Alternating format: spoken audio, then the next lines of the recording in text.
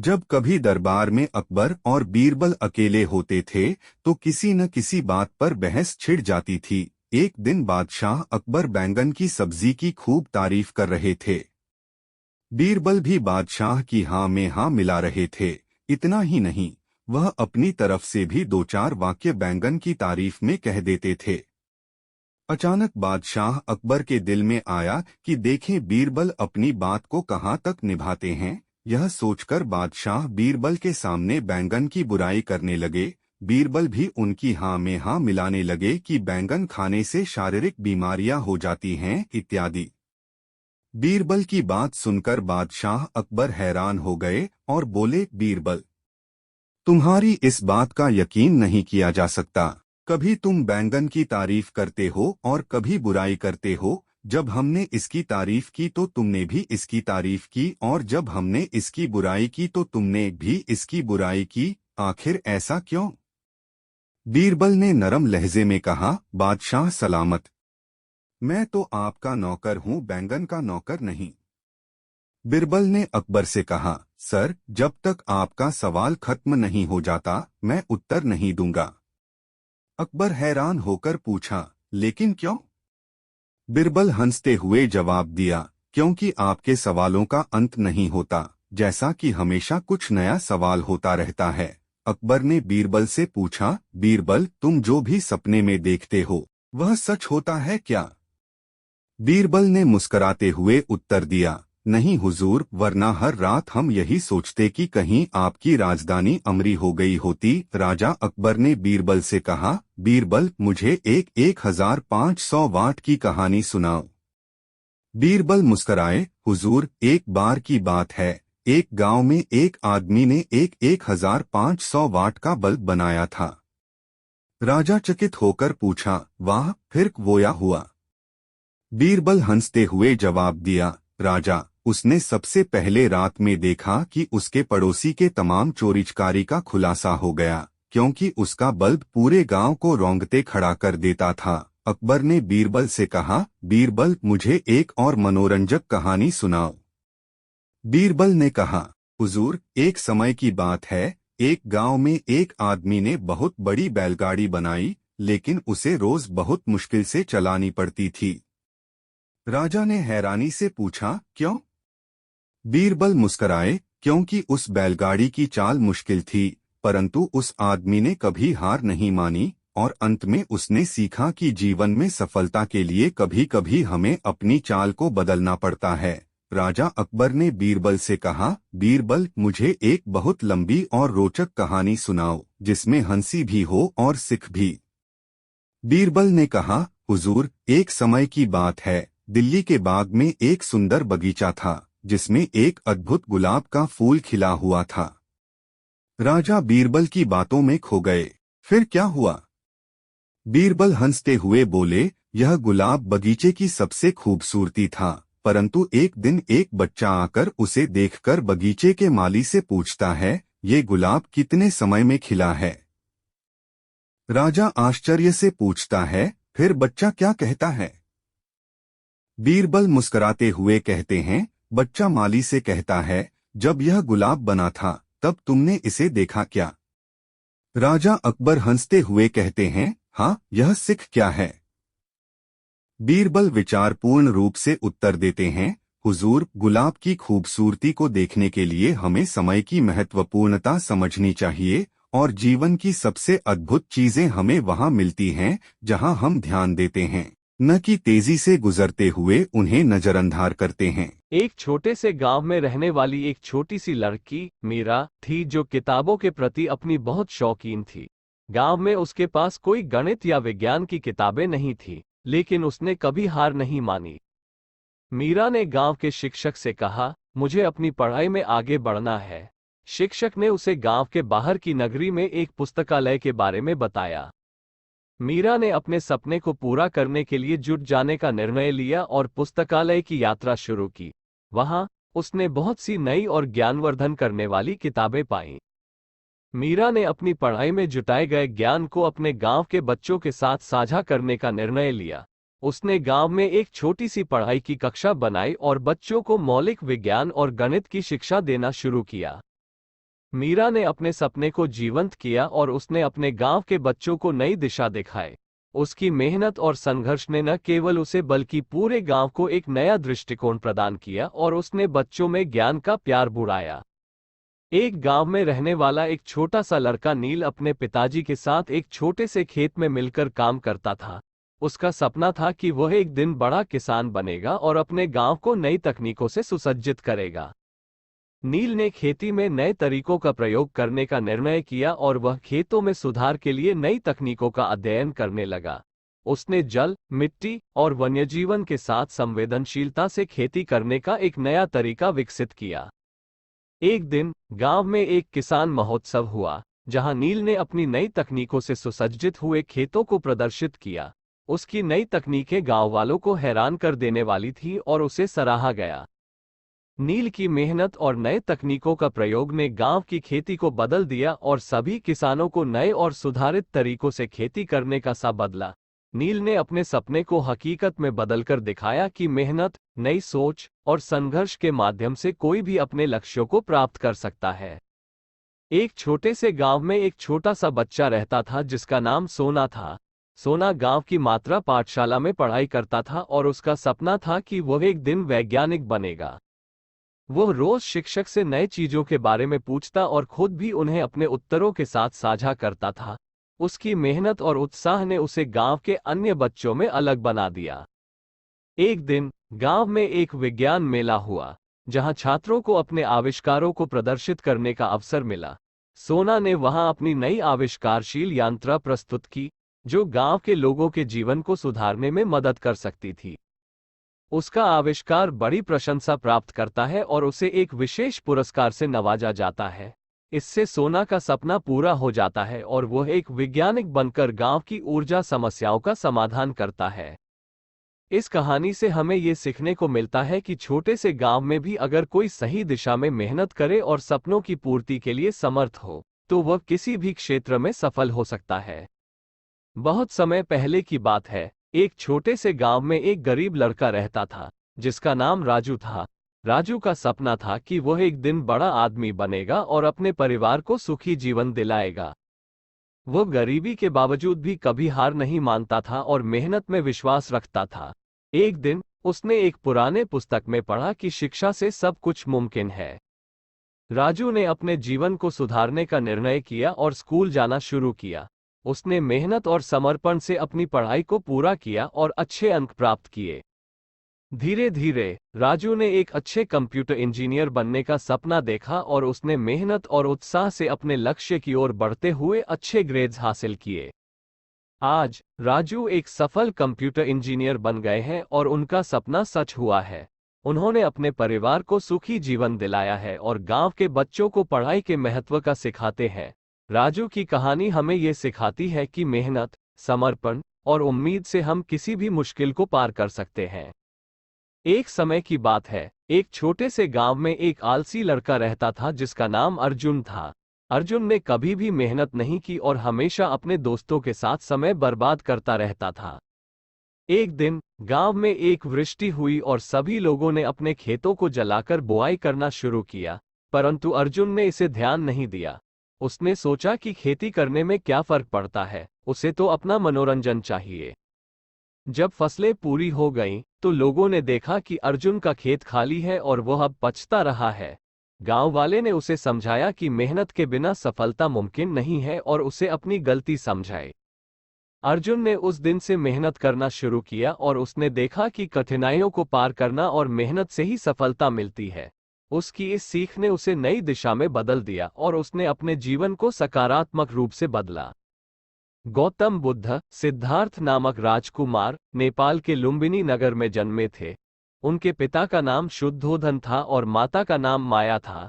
सिद्धार्थ ने जीवन के अध्ययन के बाद लोगों के दुख से बाहर निकलकर मोक्ष की प्राप्ति की तलाश में निकला। उन्होंने अनित्यता, दुख और अहंकार के उपादानों का अध्ययन किया और आत्मबोध की ओर बढ़ा। एक रात सिद्धार्थ ने राजमहल को छोड़कर वन में गमन किया और बौद्ध तपोवन में बैठकर ध्यान लगाया। उन्होंने अपनी आत्मा को पूर्णता और सत्य की प्राप्ति के लिए जागरूक किया। उनका बौद्धत्व में बोध हो गया और वह बुद्ध बन गए। बुद्ध ने अपनी शिक्षाओं में 4 महासत्यों को बताया: जन्म, जरा, रोग और मृत्यु। उन्होंने अहिंसा, सत्य, आस्था और ब्रह्मचर्य के माध्यम से मार्गदर्शन किया। बुद्ध की शिक्षाएं अनात्मवाद, कर्मफल का त्याग और संयम की महत्वपूर्ण बातें हैं। उनकी कहानी धार्मिकता, समझदारी और संयम की महत्वपूर्ण शिक्षाएं देने वाली है। एक समय की बात है जब गौतम बुद्ध अपने आत्मा की खोज में जुड़े हुए थे। वे अपने शिष्यों के साथ वनवास में निर्वासित हो रहे थे। जंगल की घनी जंगल में उनका मन शांति और सत्य की खोज में लिपटा हुआ था। एक दिन जब बुद्ध ध्यान कर रहे थे, उन्हें एक गर्भवती महिला दिखाई दी, जो बहुतेतर संतानें संजीवनी वन में अपने आत्मसमर्पण से पाल रही थी। बुद्ध ने उससे मिलकर उसकी कथा सुनी और उससे सीखा कि समर्पण और प्रेम से ही सच्ची खोज होती है। इसके बाद बुद्ध ने शिष्यों को यात्रा का निर्देश दिया, जिसमें उन्हें जंगल के सभी प्राणियों के साथ सहजता से रहने के लिए कहा गया। उन्होंने बताया कि समृद्धि और शांति का सबसे बड़ा रहस्य अनुशासन और सहयोग में छिपा होता है। जंगल में शिष्यों ने विभिन्न प्राणियों से सीखा कैसे वे अपने स्वाभाविक स्थिति में संतुष्ट रहते हैं। एक उदाहरण स्वरूप, एक वृक्ष ने शिष्यों को अपनी गहरी जड़ों से सभी को समर्पित रहने की महत्ता सिखाई। इससे उन्होंने समझा कि अपने मूल मूल्यों में स्थिर रहना क्यों आवश्यक है। जंगल में बुद्ध की शिक्षा ने अद्वितीय सत्य को समझाया। सभी जीवों में एक ही ब्रह्मांडीय चेतना है और हर कौन इस अद्वितीयता का अंश है। इस प्रकार बुद्ध ने जंगल के माध्यम से मानवता को सर्वोत्तम मार्ग पर चलने का उपदेश दिया। जंगल में बीते दिनों में बुद्ध ने अपने शिष्यों को ध्यान, साधना और सेवा के माध्यम से सच्ची मुक्ति की प्राप्ति का मार्ग दिखाया। जंगल की शांति ने उन्हें अपने आत्मा का साक्षात्कार करने का सुनहरा अवसर प्रदान किया, जिसने उन्हें समस्त मानव समुदाय के लिए एक प्रेरणा स्रोत बना दिया। इस प्रकार गौतम बुद्ध की बेहतरीन कहानी जंगल की से नहीं, बल्कि उनके जीवन के इस चरण ने मानव जीवन को शिक्षाप्रद एवं प्रेरणास्पद बना दिया। समय की बात है जब भूतपूर्व प्राचीन भारत में गौतम नामक एक राजकुमार ने सार्थक जीवन की खोज में रचनात्मकता की ओर रुचि दिखाई। उन्होंने राजमहल की विलासिता को छोड़कर भिक्षु बनने का निर्णय किया। गौतम, अब बुद्ध कहलाए, ने दुख की असली उत्पत्ति को समझने के लिए आत्मा की अन्वेषणा में काठमांडू के जंगलों का सफर किया। एक दिन उन्होंने एक पीपल के पेड़ के नीचे बैठकर ध्यान में लीन हो गए। वहां बुद्ध ने जीवन के चक्र की सत्यता को पहचाना और असंसारी दुख के कारणों को जाना। उन्होंने अपने उपदेशों के माध्यम से अंधविश्वास, क्रोध और लोभ से मुक्ति प्राप्त करने की मार्गदर्शन की। बुद्ध ने अपने शिष्यों को ध्यान, शील और प्रज्ञा के माध्यम से निजी और सामाजिक दुख से मुक्ति प्राप्त करने का उपाय बताया। उनकी शिक्षाएं संसार के विभिन्न कोनों में फैली और उनके अनुयायियों ने उन्हें धर्मगुरु के रूप में माना। बुद्ध ने दी गई उपदेशों से समाज में शांति और सामंजस्य फैली, जिससे लोगों के जीवन में सकारात्मक परिवर्तन हुआ। उनकी नीतियों ने भगवान की ऊंचाइयों की ओर मार्गदर्शन किया और उनकी नई कहानी ने मानवता को एक नया दृष्टिकोण प्रदान किया। बार महात्मा बुद्ध किसी गांव में गए। वहां एक स्त्री ने उनसे पूछा कि आप तो किसी राजकुमार की तरह दिखते हैं, आपने युवावस्था में गेरुआ वस्त्र क्यों धारण किया है? बुद्ध ने उत्तर दिया कि मैंने 3 प्रश्नों के हल ढूंढने के लिए संन्यास लिया है। बुद्ध ने कहा, हमारा शरीर युवा और आकर्षक है, लेकिन यह वृद्ध होगा, फिर बीमार होगा और अंत में यह मृत्यु को प्राप्त हो जाएगा। मुझे वृद्धावस्था, बीमारी और मृत्यु के कारण का ज्ञान प्राप्त करना है। बुद्ध की बात सुनकर स्त्री बहुत प्रभावित हो गई और उसने उन्हें भोजन के लिए आमंत्रित किया। जैसे ही ये बात गांव के लोगों को मालूम हुई तो सभी ने बुद्ध से कहा कि वे उस स्त्री के यहाँ न जाए, क्योंकि वो स्त्री चरित्रहीन है। बुद्ध ने गांव के सरपंच से पूछा कि क्या ये बात सही है।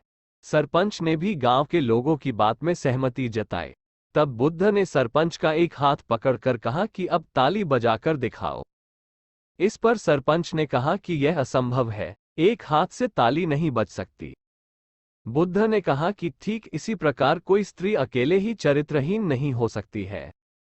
यदि इस गांव के पुरुष चरित्रहीन नहीं होते तो वह स्त्री भी चरित्रहीन नहीं होती। गांव के सभी पुरुष बुद्ध की ये बात सुनकर शर्मिंदा हो गए। बुद्ध किसी उपवन में विश्राम कर रहे थे। तभी बच्चों का एक झुंड आया और पेड़ पर पत्थर मारकर आम गिराने लगा।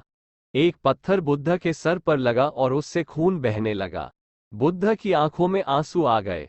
बच्चों ने देखा तो भयभीत हो गए। उन्हें लगा कि अब बुद्ध उन्हें भला बुरा कहेंगे। बच्चों ने उनके चरण पकड़ लिए और उनसे क्षमा याचना करने लगे।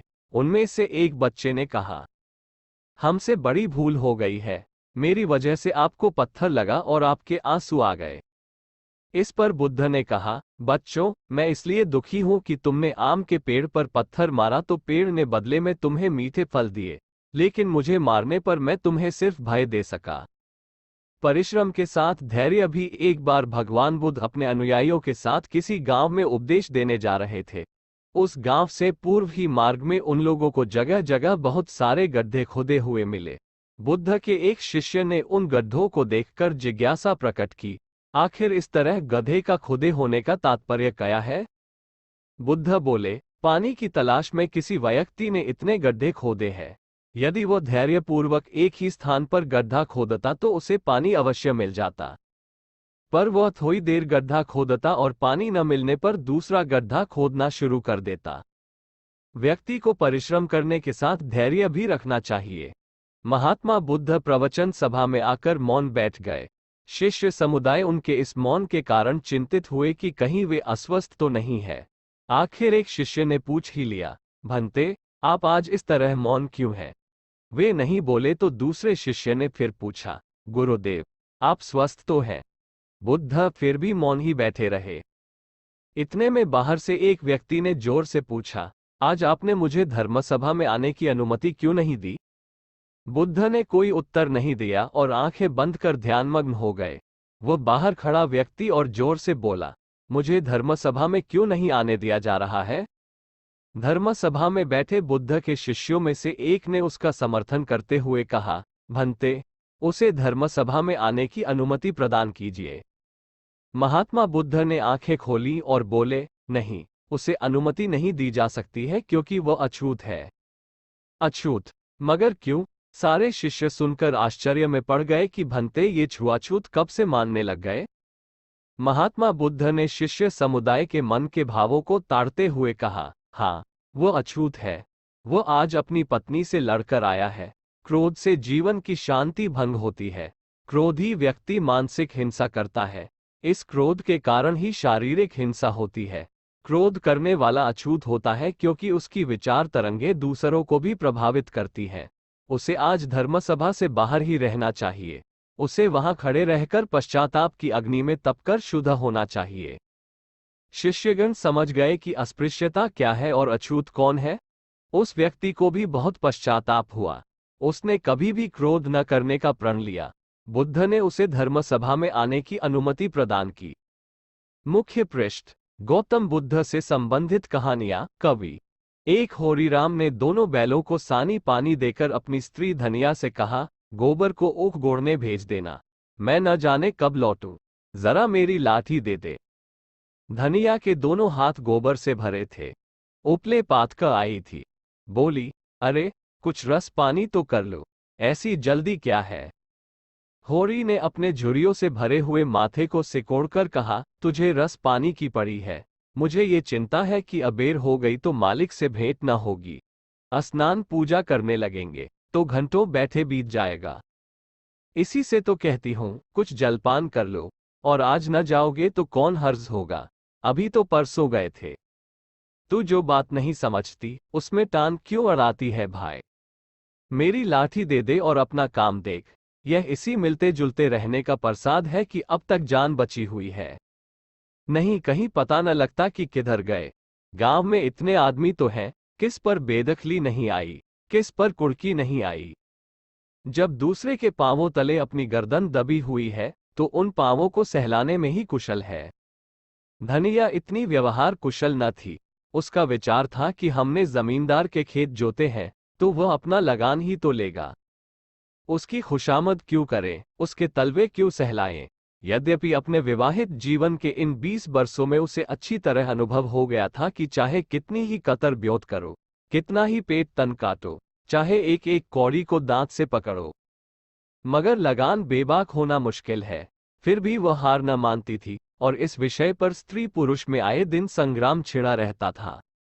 उसकी 6 संतानों में अब केवल 3 जिंदा हैं। एक लड़का गोबर कोई 16 साल का और 2 लड़कियां सोना और रूपा 12 और 8 साल की।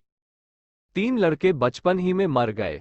उसका मन आज भी कहता था अगर उनकी दवा दारू होती तो वे बच जाते, पर वह एक धेले की दवा भी न मंगवा सकी थी। उसकी ही उम्र अभी क्या थी, 36वां ही साल तो था, पर सारे बाल पक गए थे, चेहरे पर झुर्रियां पड़ गई थी, सारी देह ढल गई थी। वह सुंदर गेहुआ रंग संवला गया था और आंखों से भी कम सूझने लगा था। पेट की चिंता ही के कारण तो कभी तो जीवन का सुख न मिला। इस चिरस्थायी जीर्णावस्था ने उसके आत्मसम्मान को उदासीनता का रूप दे दिया था। जिस गृहस्थी में पेट की रोटियां भी न मिले उसके लिए इतनी खुशामद क्यों। इस परिस्थिति से उसका मन बराबर विद्रोह किया करता था, और 2-4 घुड़कियां खा लेने पर ही उससे यथार्थ का जनान होता था। उसने परास्त होकर होरी की लाठी, मिर्जई, जूते, पगड़ी और तमाकू का बटुआ लाकर सामने पटक दिए। होरी ने उसकी ओर आंखें तरेर कर कहा, क्या ससुराल जाना है जो 5 पोशाक लाई है? ससुराल में भी तो कोई जवान साली सलहज नहीं बैठी है जिसे जाकर दिखाऊं। होरी के गहरे सांवले पिचके हुए चेहरे पर मुस्कुराहट की मृदुता झलक पड़ी। धनिया ने लजाते हुए कहा, ऐसे ही तो बड़े सजीले जवान हो कि साली सलहजे तुम्हें देखकर रीझ जाएंगी। होरी ने फटी हुई मिर्जई को बड़ी सावधानी से तह करके खाट पर रखते हुए कहा, तो क्या तू समझती है मैं बूढ़ा हो गया? अभी तो 40 भी नहीं हुए। मर्द 60 पर पाठे होते हैं। जाकर शीशे में मुंह देखो। तुम जैसे मर्द 60 पर पाठे नहीं होते। दूध घी अंजन लगाने तक को तो मिलता नहीं, पाठे होंगे। तुम्हारी दशा देख देख कर तो मैं और भी सूखी जाती हूं कि भगवान ये बुढ़ापा कैसे कटेगा, किसके द्वार पर भीख मांगेंगे। होरी की वह क्षणिक मृदुता यथार्थ की इस आंच में जैसे झुलस गई। लकड़ी संभालता हुआ बोला, 60 तक पहुंचने की नौबत न आने पाएगी धनिया, इसके पहले ही चल देंगे। धनिया ने तिरस्कार किया, अच्छा रहने दो, मत अशुभ मुंह से निकालो। तुमसे कोई अच्छी बात भी कहे तो लगते हो कोसने। होरी लाठी कंधे पर रखकर घर से निकला तो धनिया द्वार पर खड़ी उसे देर तक देखती रही। उसके इन निराशा भरे शब्दों ने धनिया के चोट खाए हुए हृदय में आतंकमय कंपन सा डाल दिया था। वो जैसे अपने नारीत्व के संपूर्ण तप और व्रत से अपने पति को अभय दान दे रही थी। उसके अंतःकरण से जैसे आशीर्वादों का व्यूह सा निकलकर होरी को अपने अंदर छिपाए लेता था। विपन्नता के इस अथाह सागर में सोहाग ही वह तृण था जिसे पकड़े हुए वह सागर को पार कर रही थी। इन असंगत शब्दों ने यथार्थ के निकट होने पर भी मानो झटका देकर उसके हाथ से वह तिनके का सहारा छीन लेना चाहा। बिल्कुल यथार्थ के निकट होने के कारण ही उनमें इतनी वेदना शक्ति आ गई थी। काना कहने से काने को जो डैक होता है वह क्या 2 आंखों वाले आदमी को हो सकता है। होरी कदम बढ़ाए चला जाता था। पगडंडी के दोनों ओर ऊख के पौधों की लहराती हुई हरियाली देखकर उसने मन में कहा, भगवान कहीं गौ से बरखा कर दे और दाढ़ी भी सुभीते से रहे तो एक गाय जरूर लेगा। देशी गाय तो न दूध दे न उनके बछड़े ही किसी काम के हों। बहुत हुआ तो तेली के कोल्हू में चले, नहीं वह पछाई गाय लेगा, उसकी खूब सेवा करेगा। कुछ नहीं तो 4-5 सेर दूध होगा। गोबर दूध के लिए तरस तरस कर रह जाता है। इस उम्र में न खाया पिया तो फिर कब खाएगा। साल भर भी दूध पी ले तो देखने लायक हो जाए। बछड़े भी अच्छे बैल निकलेंगे। 200 से कम की गोई न होगी। फिर गौ से ही तो द्वार की शोभा है। सवेरे सवेरे गौ के दर्शन हो जाया तो क्या कहना। न जाने कब ये साध पूरी होगी, कब वो शुभ दिन आएगा। हर एक गृहस्थ की भांति होरी के मन में भी गौ की लालसा चिरकाल से संचित चली आती थी। यही उसके जीवन का सबसे बड़ा स्वप्न, सबसे बड़ी साध थी। बैंक सूद से चैन करने या जमीन खरीदने या महल बनवाने की विशाल आकांक्षाएं उसके। जब कभी दरबार में अकबर और बीरबल अकेले होते थे तो किसी न किसी बात पर बहस छिड़ जाती थी। एक दिन बादशाह अकबर बैंगन की सब्जी की खूब तारीफ कर रहे थे। बीरबल भी बादशाह की हाँ में हाँ मिला रहे थे। इतना ही नहीं, वह अपनी तरफ से भी 2-4 वाक्य बैंगन की तारीफ में कह देते थे। अचानक बादशाह अकबर के दिल में आया कि देखें बीरबल अपनी बात को कहाँ तक निभाते हैं। यह सोचकर बादशाह बीरबल के सामने बैंगन की बुराई करने लगे। बीरबल भी उनकी हाँ में हाँ मिलाने लगे कि बैंगन खाने से शारीरिक बीमारियां हो जाती हैं इत्यादि। बीरबल की बात सुनकर बादशाह अकबर हैरान हो गए और बोले, बीरबल, तुम्हारी इस बात का यकीन नहीं किया जा सकता। कभी तुम बैंगन की तारीफ करते हो और कभी बुराई करते हो। जब हमने इसकी तारीफ की तो तुमने भी इसकी तारीफ की, और जब हमने इसकी बुराई की तो तुमने भी इसकी बुराई की। आखिर ऐसा क्यों? बीरबल ने नरम लहजे में कहा, बादशाह सलामत, मैं तो आपका नौकर हूँ, बैंगन का नौकर नहीं। बीरबल ने अकबर से कहा, सर, जब तक आपका सवाल खत्म नहीं हो जाता मैं उत्तर नहीं दूंगा। अकबर हैरान होकर पूछा, लेकिन क्यों? बीरबल हंसते हुए जवाब दिया, क्योंकि आपके सवालों का अंत नहीं होता, जैसा कि हमेशा कुछ नया सवाल होता रहता है। अकबर ने बीरबल से पूछा, बीरबल, तुम जो भी सपने में देखते हो वह सच होता है क्या?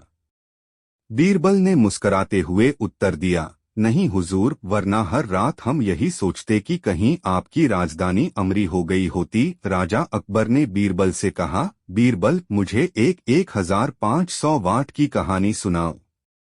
बीरबल मुस्कराए, हुजूर, एक बार की बात है, एक गांव में एक आदमी ने 1500 वाट का बल्ब बनाया था।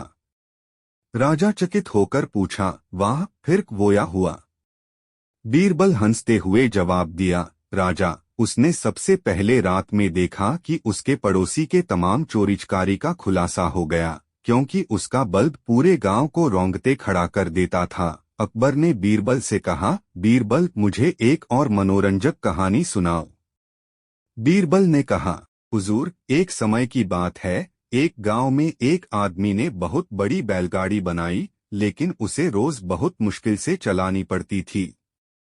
राजा ने हैरानी से पूछा, क्यों? बीरबल मुस्कराए, क्योंकि उस बैलगाड़ी की चाल मुश्किल थी, परंतु उस आदमी ने कभी हार नहीं मानी, और अंत में उसने सीखा कि जीवन में सफलता के लिए कभी कभी हमें अपनी चाल को बदलना पड़ता है। राजा अकबर ने बीरबल से कहा, बीरबल, मुझे एक बहुत लंबी और रोचक कहानी सुनाओ, जिसमें हंसी भी हो और सिख भी। बीरबल ने कहा, हुजूर, एक समय की बात है, दिल्ली के बाग में एक सुंदर बगीचा था, जिसमें एक अद्भुत गुलाब का फूल खिला हुआ था। राजा बीरबल की बातों में खो गए। फिर क्या हुआ? बीरबल हंसते हुए बोले, यह गुलाब बगीचे की सबसे खूबसूरती था, परंतु एक दिन एक बच्चा आकर उसे देखकर बगीचे के माली से पूछता है, ये गुलाब कितने समय में खिला है? राजा आश्चर्य से पूछता है, फिर बच्चा क्या कहता है? बीरबल मुस्कुराते हुए कहते हैं, बच्चा माली से कहता है, जब यह गुलाब बना था तब तुमने इसे देखा क्या? राजा अकबर हंसते हुए कहते हैं, हाँ, यह सिख क्या है? बीरबल विचारपूर्ण रूप से उत्तर देते हैं, हुजूर, गुलाब की खूबसूरती को देखने के लिए हमें समय की महत्वपूर्णता समझनी चाहिए, और जीवन की सबसे अद्भुत चीजें हमें वहां मिलती हैं जहां हम ध्यान देते हैं, न कि तेजी से गुजरते हुए उन्हें नजरअंदाज करते हैं।